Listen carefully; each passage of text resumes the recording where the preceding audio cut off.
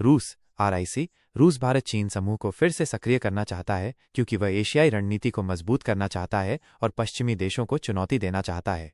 रूस क्यों RIC को फिर से सक्रिय करना चाहता है?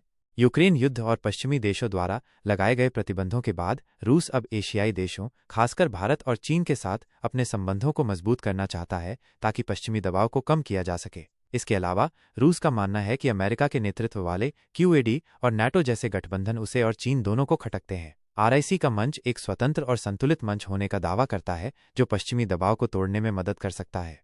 RIC की पृष्ठभूमि क्या है? RIC का विचार 1990 के दशक में रूस के तत्कालीन प्रधानमंत्री येवगेनी प्रीमाकोव ने रखा था। उनका मानना था कि रूस, भारत और चीन को मिलकर यूरेशिया में एक मजबूत रणनीतिक समूह बनाना चाहिए। अब तक 20 से अधिक मंत्रिस्तरीय बैठकें हो चुकी हैं। हालांकि 2020 में गलवान संघर्ष के बाद भारत और चीन के रिश्तों में खटास आने से RIC की बैठकें ठप हो गईं। भारत चीन के रिश्तों में सबसे बड़ी बाधा क्या है? भारत और चीन के रिश्तों में कई बड़ी बाधाएं हैं। सबसे पहली बात यह है कि भारत चीन को हमेशा से एक प्रतिद्वंद्वी मानता है। चीन की विस्तारवादी नीतियां जैसे दक्षिण चीन सागर, लद्दाख और अरुणाचल प्रदेश में उसके विवाद भारत के लिए एक बड़ा सिरदर्द हैं। इसके अलावा चीन का पाकिस्तान को सैन्य और आर्थिक मदद देना भी भारत के लिए एक बड़ा सुरक्षा संकट बन गया है। रूस की रणनीति और भारत की स्थिति।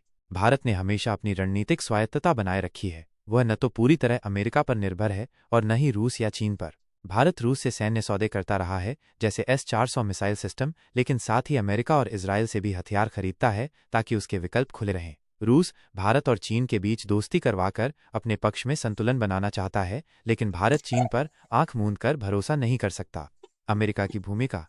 अमेरिका भारत को चीन के खिलाफ लामबंद करना चाहता है। QUAD के जरिए चीन पर दबाव बढ़ाने की रणनीति बन रही है। रूस को डर है कि भारत धीरे धीरे अमेरिका के पाले में जा रहा है और चीन को सैन्य राजनीतिक रूप से घेर रहा है।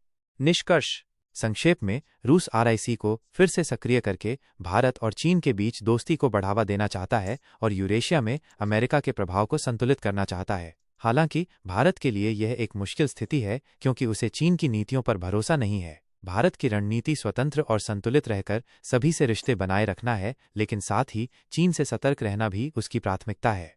क्या आप RIC के भविष्य को लेकर कोई और जानकारी जानना चाहेंगे?